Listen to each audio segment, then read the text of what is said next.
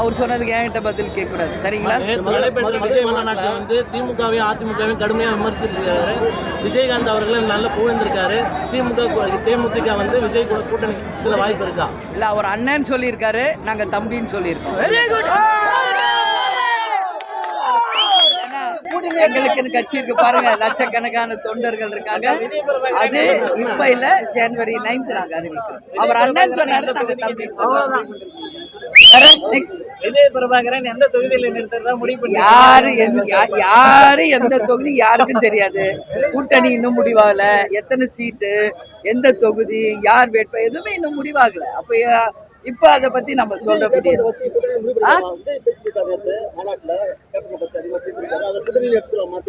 அது விஜய்கிட்ட கேளுங்க, நாங்க சொல்லல. அதுக்கு நான் என்ன பண்ண? விஜய் பிரஸ் மீட் கொடுக்கலன்னா நான் என்ன பண்ண முடியும்? நான் டெய்லி பிரஸ் சந்திக்கிறேன்.